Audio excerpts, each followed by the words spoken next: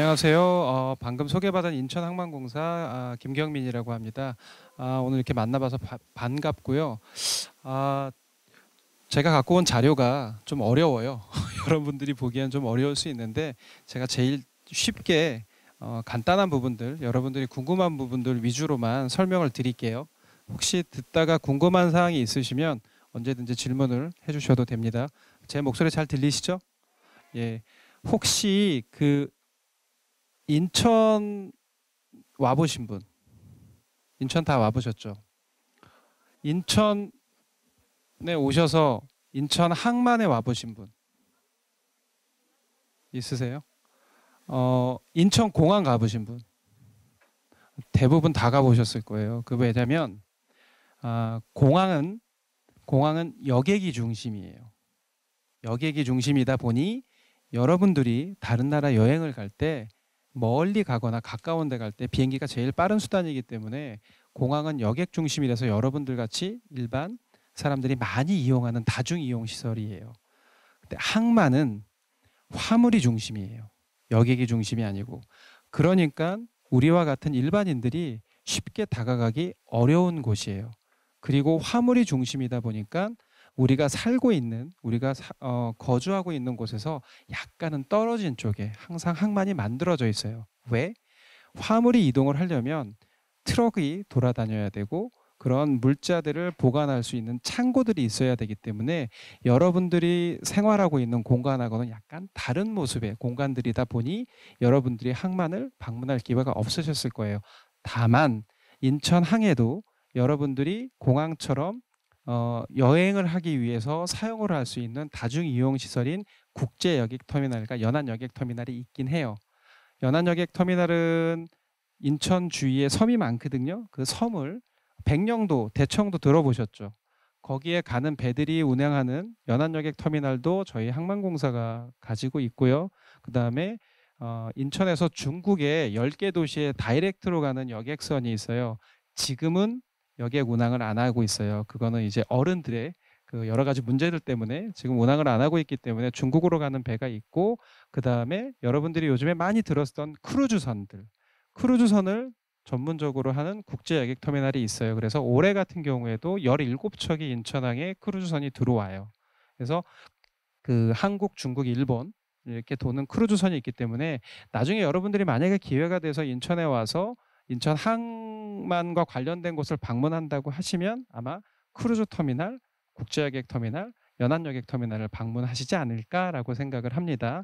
이제 간단하게 지금 말씀을 드렸고요. 저희가 갖고 온 자료를 설명을 드릴게요.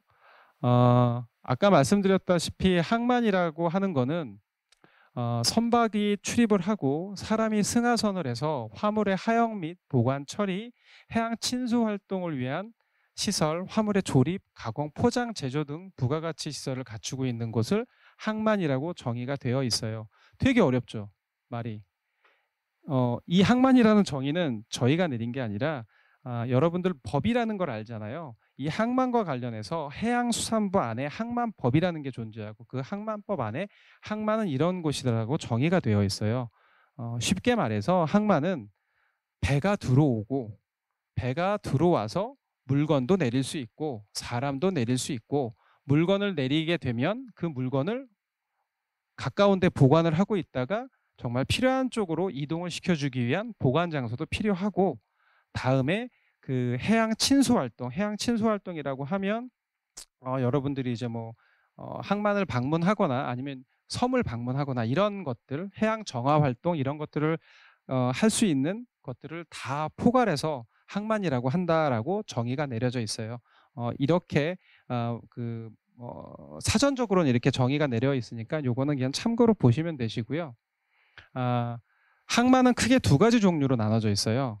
무역항하고 연안항으로 나눠져 있는데 그냥 간단하게 생각하시면 되세요. 무역항은 뭐냐면 외국하고 거래를 할 수 있게끔 허가가 되어 있는 항이에요. 그러니까 뭐 예를 들어서 미국이나 영국이나 프랑스나 중국이나 베트남 쪽에서 배가 들어와서 정박을 할 수 있게 허락된 항이 무역항이라고 생각하시면 되시고요. 연안항은 뭐냐면 국내에 있는 배들끼리만 다닐 수 있는 거예요. 그래서 외국에서 들어오는 배가 연안항에 배를 붙일 수 있을까요? 없을까요? 없어요. 무조건 무역항에만 붙여야 되고, 그러면 무역항이 클까요? 연안항이 클까요? 무역항이 훨씬 커요. 그래서 이 무역항 중에서도 국가가 관리하는 항만들이 있어요. 어, 저희가 국가가 관리하는 항 중에서 가장 큰 항이 4개라고 보시면 되시거든요. 제일 큰 항이 어딜까요? 한국에서? 부산이 제일 커요. 예, 부산이 제일 크고, 두 번째로 큰 항구는 어딜까요? 면적으로 얘기하면 안 될 것 같고, 화물을 처리하는 양이 아까 그러니까 항만은 화물이 중심이라고 그랬잖아요. 화물 처리하는 양으로 이제 항만의 크기를 결정을 하는데, 두 번째 항만이 인천항이고, 세 번째로 큰 항만이 여수광양 아니면 울산, 비슷비슷해요. 근데 취급하는 화물이 좀 틀리기 때문에 차이는 좀 있을 수 있겠지만, 그래서 그렇게 4개 항만이 대한민국에서 제일 큰 항만이기 때문에 거기는 항만공사라고 해서 지금 제가 근무하고 있는 항만공사라는 공기업을 설립을 해서 그 기업의 마인드, 경쟁 마인드를 가지고 좀 더 기업적으로 운영하라고 그래서 그 4군데 항만은 항만공사가 설립이 되어 있어서 공기업으로 운영이 되고 있고요. 나머지 무역항들은 누가 관리할까요? 무역항은 큰 거라고 그랬잖아.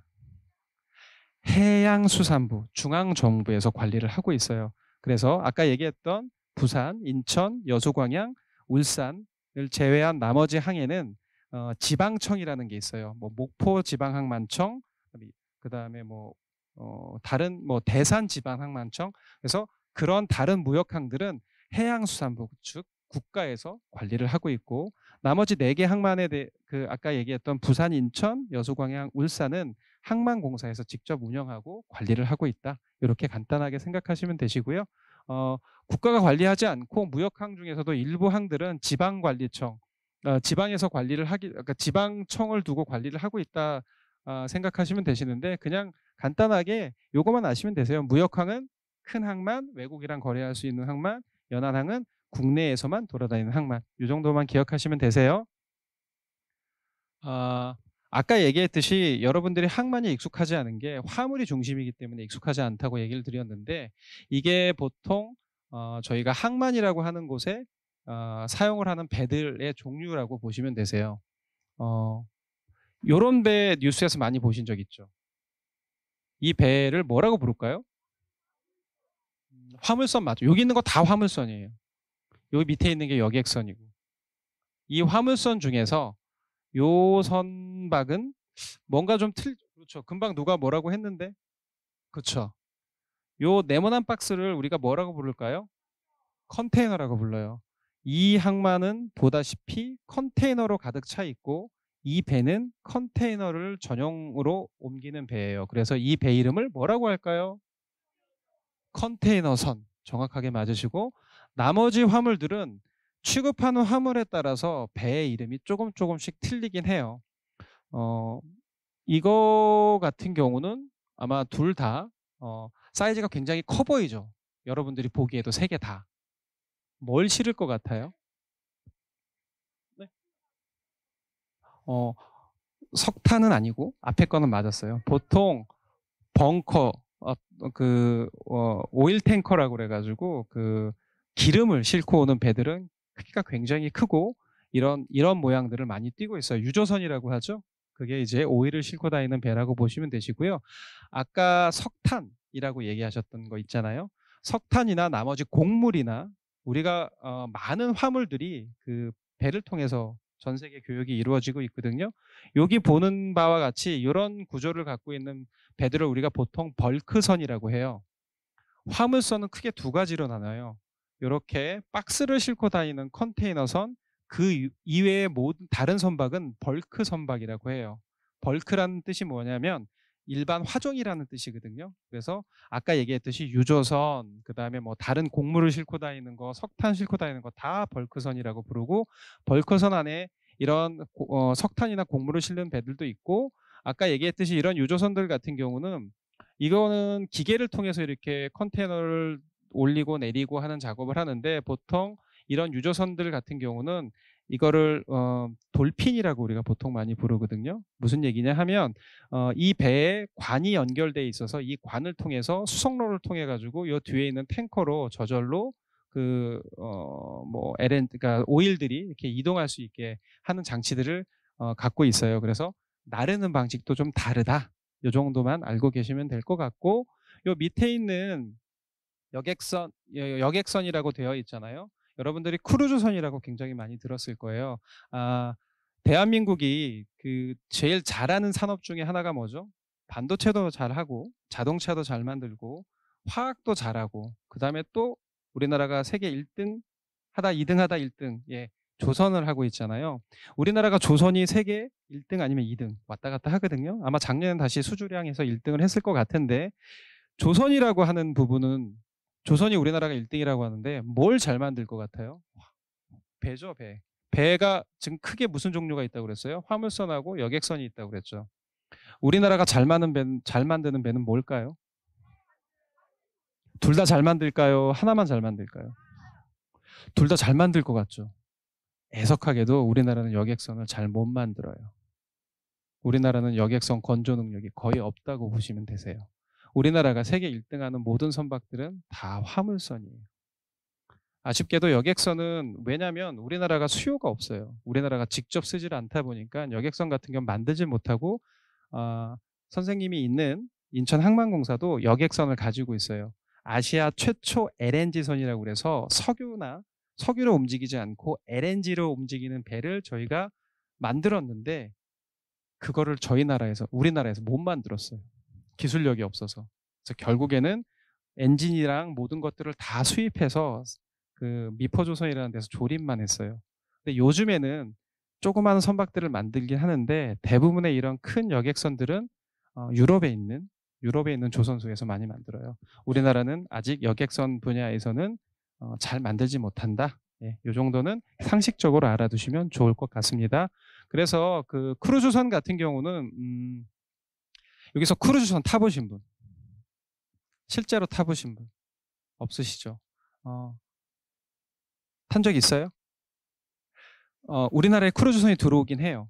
그래서 인천이나 부산이나 제주나 크루즈선이 가끔씩 정박을 하고, 보통 3박 5일, 4박 6일짜리 상품들을 팔아요. 크루즈선 들어가면 그 안에서 먹고 자고 배를 타고 계속 이동하면서 중요한 항구에 내려서 잠깐 보고 쇼핑하고 다시 배에 타서 저녁에 공연도 보고, 또 극장도 있어서 극장도 가고, 그냥 하나의 큰 놀이동산이에요, 배 하나가. 이제 제가 있는 인천항만공사에 대해서 간단하게 설명을 좀 드릴게요. 저희 홍보 동영상 한번 보여드릴게요. 저희 회사가 뭐 하는 회사인지.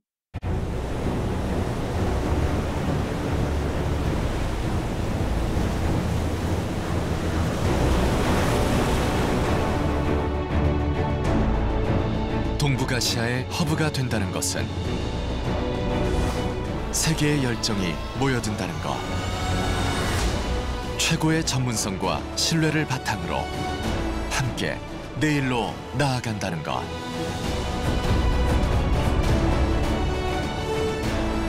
대한민국의 중심과 넓은 세상을 보다 빠르게 연결합니다. 물류와 해양 관광을 선도하는 복합 가치 공간, 인천항입니다. 인천항은 2005년 인천항만공사 설립 이래 쉼없이 시설과 서비스를 확장하며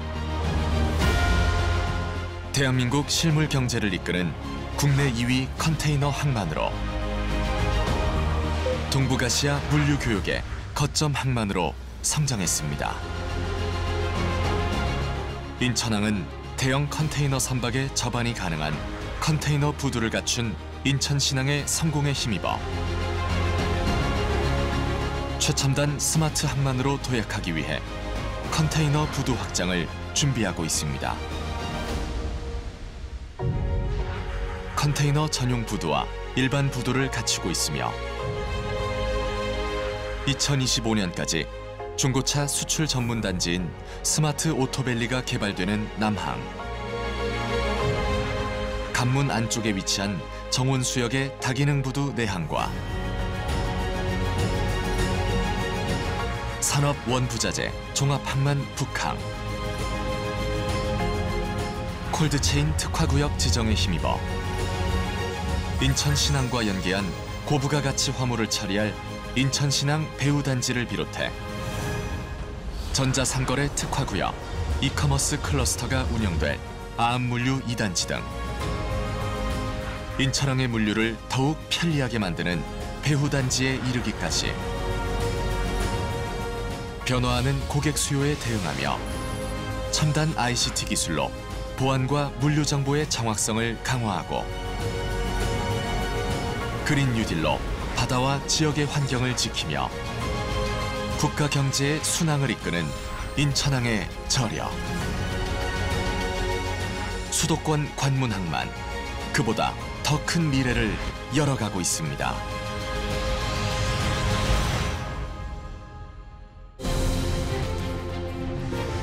해양관광 허브로 도약하는 제2의 개항. 북중국 10개 도시와 카페리로 연결돼 초특급 물류 서비스 제공과 한중 관광의 가교 역할을 하는 인천항 국제여객터미널. 해양 관광에 꽂힌 크루즈 관광을 위한 인천항 크루즈 터미널. 그리고 쇼핑, 레저, 휴양, 엔터테인먼트로 글로벌 해양 문화 관광의 중심이 될 골든 하버가 지역 경제와 도시 문화의 원천이 되는 완전히 새로운 항만의 미래를 열어가며 항만 재개발을 통해 한국형 뉴딜을 이끌어갑니다.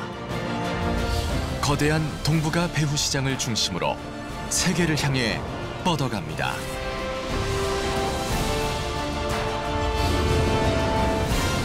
성공과 기회의 관문. 우리는 대한민국 인천항입니다.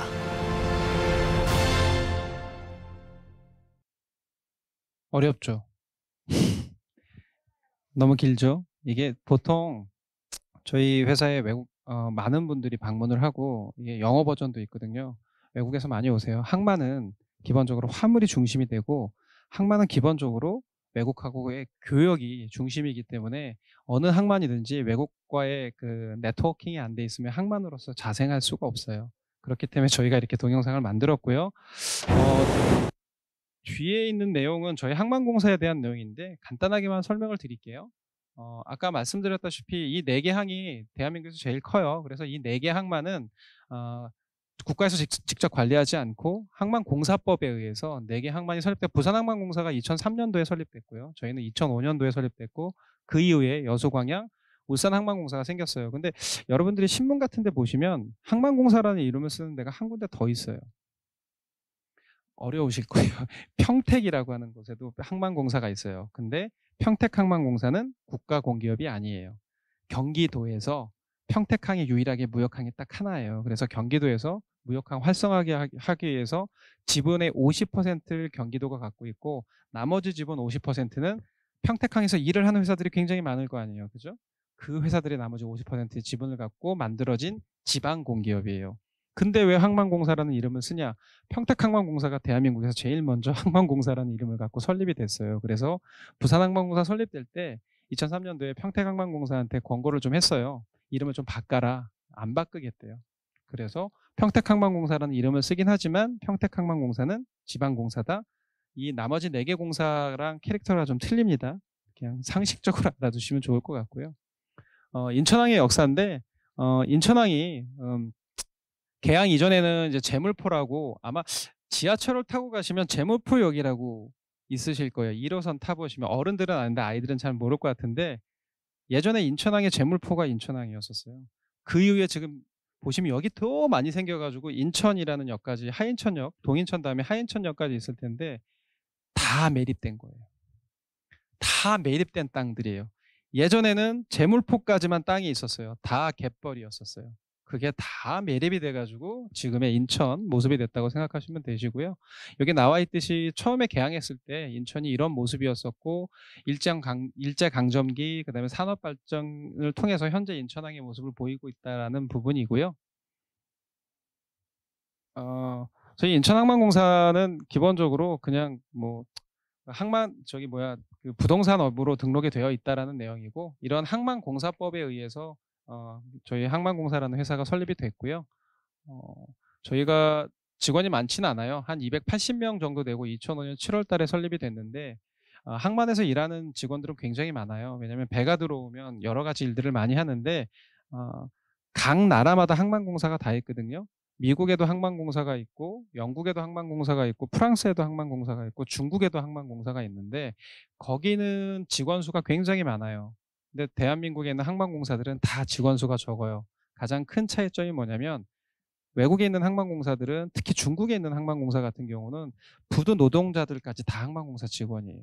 그래서 보통 상해 항만공사, 홍콩 상해 항만공사 이런 데 같은 경우는 직원이 뭐 4만 명, 5만 명이래요. 근데 저희 우리나라 같은 경우는 모든 항만공사는 어, 다 임대를 내주고 개인 사업자들이 사업을 할 수 있는 구조이다 보니 저희는 직원 수가 그렇게 많지는 않습니다. 뭐 아까 그 홍보 동영상에서 나와 있듯이 여러분들이 잘 몰라서 그러는데, 인천항 같은 경우가 인천 지역의 33.38%의 경제 유발 효과를 갖고 오고 있고 13만 명 정도의 고용을 창출하고 있어요. 무슨 말이냐면, 항만이 있는 지역에서의 항만은 그 지역 경제를 위해서 굉장히 큰 역할을 하고 있다. 여러분들이 직접적으로 잘 모르지만 그 정도는 기억을 해주시면 좋을 것 같으시고요. 인천 같은 경우는 이렇게 크게 4개의 항으로 나눠져 있는데 좀 어렵고, 아까 앞에서 강의하셨던 거 할 때 운하 얘기 나왔었죠.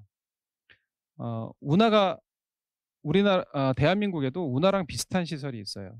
아까 앞에 하셨던 강사 선생님이 얘기하셨었는데, 간문이라는 거 들어보셨죠? 대한민국에 간문이 있을까요, 없을까요? 아까 동영상에서 잠깐 나왔었는데, 여기 내항이라고 하는 곳에 보면 어디가 출입구일까요? 여기가 출입구거든요. 여기가 간문을 통해서 배가 들어와요. 간문이 어떤 식으로 운영을 하냐면, 동해나 남해 같은 경우는 그 수심의 차이가 없어요. 근데 서해안 같은 경우는 갯벌이 존재를 왜 하죠? 조수간만의 차가 있어서 갯벌이 존재하잖아요. 인천항은 수심이 하루에 최대 수심하고 최저 수심하고 몇 미터나 차이 날 것 같아요? 1만 미터요? 너무 큰데? 100미터? 100미터면 엄청 긴 거리인데? 10미터 정답. 무슨 얘기냐면, 제일 바닷물의 높이가 높았을 때가 22미터예요. 제일 바다의 수심이 낮았을 때 12미터예요. 10미터 정도의 수심 차이가 나는데, 예전에는 50년, 60년 전만 해도 배가 들어와서 물건을 갖고 와야 되는데, 이 수심차가 너무 많이 나면 배가 항만 밑에 10미터 밑에 배가 이렇게 접안을 하면 이걸 어떻게 올릴 수 있는 방법도 없고, 사람들이 사다리를 타고 올라가고 막 이런 문제가 생기다 보니까 서해안에 있는 항만들은 너무 불리한 거예요.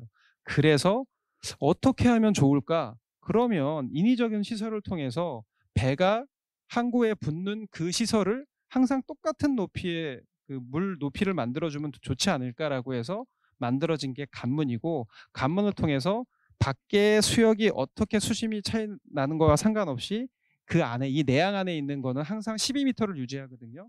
12m 수심을 유지해서 항상 접안을 할 수 있게 만들었고, 간문에 있는 시설을 이게 우리나라가 직접 건설을 했을까요?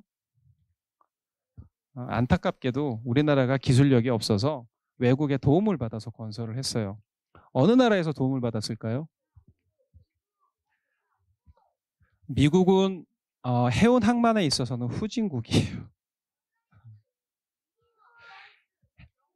어떻게 하셨어요? 프랑스에서 했고, 여러분들이 그래서 세계사 같은 거를 많이 보면 대항해 시대 막 이런 거 얘기 나올 때 미국 얘기 있어요? 없잖아요. 대항해 시대를 주도했던 나라가 어디예요? 포르투갈, 스페인, 네덜란드, 영국이잖아요. 다 어디 있는 나라예요? 유럽에 있는 나라잖아요. 해운 항만은 유럽이 선진국이에요. 미국은 선진국이 아니에요. 무슨 얘기인지 알겠죠? 어쨌든 프랑스에 있는 항구에서 저희 건설하는 걸 도와줬는데, 여러분들 그 항구가 어딜까요? 잘 모르시겠죠? 축구 좋아하는 사람. 최근에 프랑스에 있는 데로 간 한국 선수 이름이 뭐죠?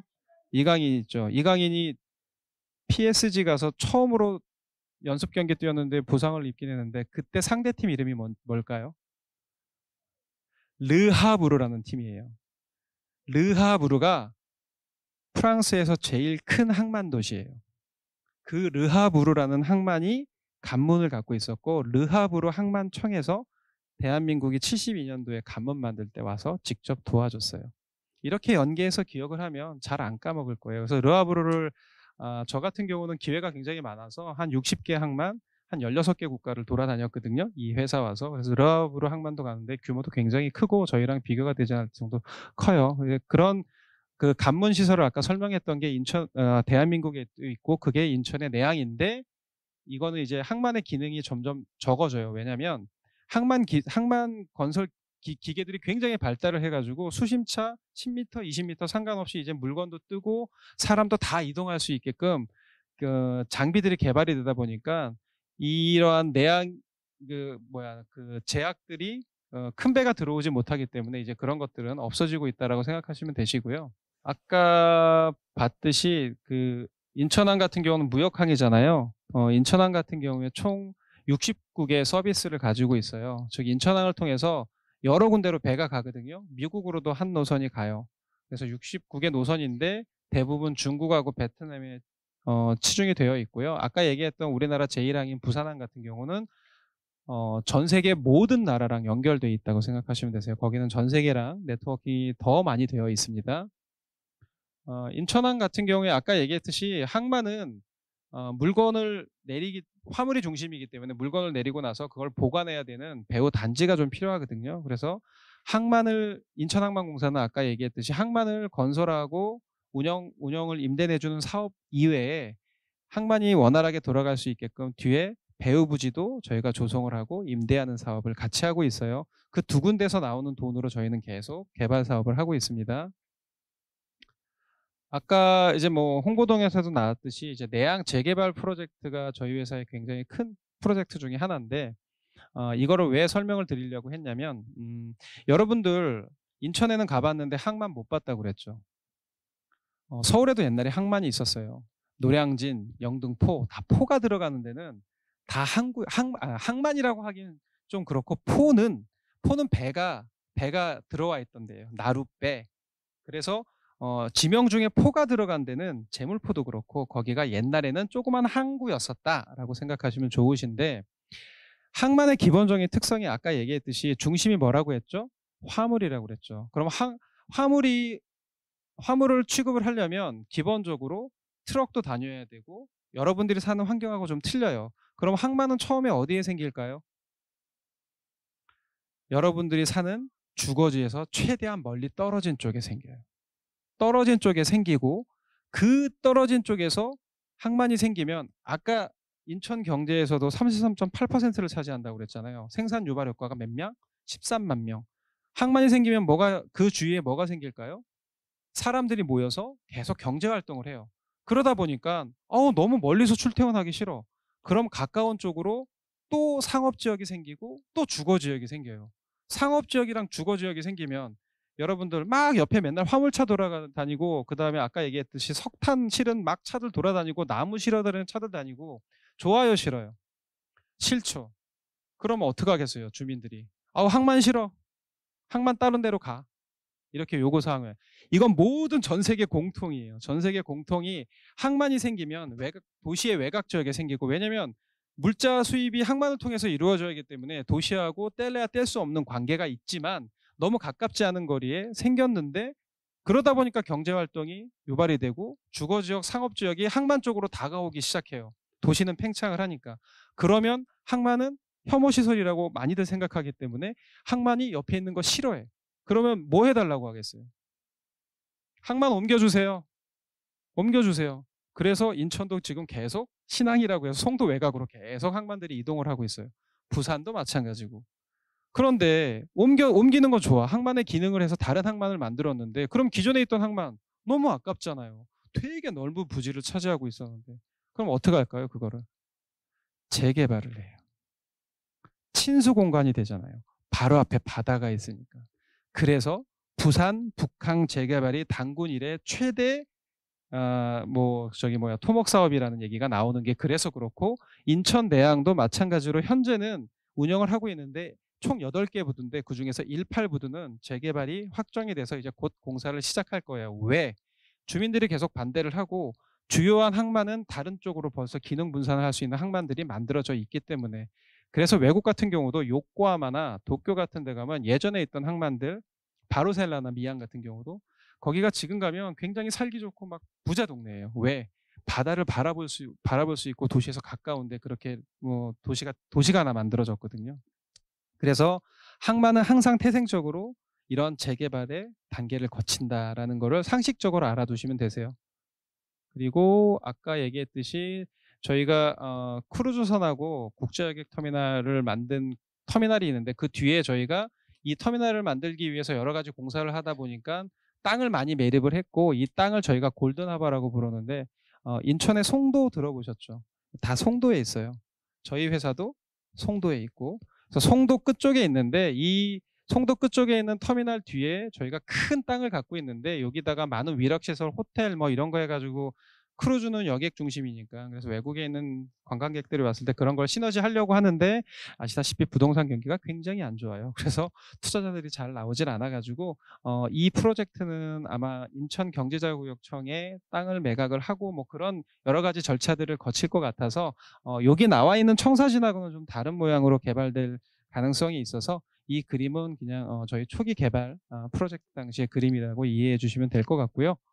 생각보다 시간이 너무 많이 지났어요. 제가 이거 어떻게 설명해야 될지 몰라서 막 중언부언 많이 얘기를 했는데, 여러분들이 기억해야 될 건 뭐냐면 항만은 여객이 아니라 화물 중심이고 그래서 여러분들한테 친숙하진 못하다. 하지만 항만은 한 나라에, 특히 우리나라처럼 자원이 부족하고 무역을 중심으로 하는 나라에서는 굉장히 중요한 국가 기반 시설이고, 항만을 통해서 많은 물자들이 왔다 갔다, 전 세계 교역량의 98%는 배를 통해서 이동해요. 비행기를 통해서 이동하는 건 2%밖에 안 돼요.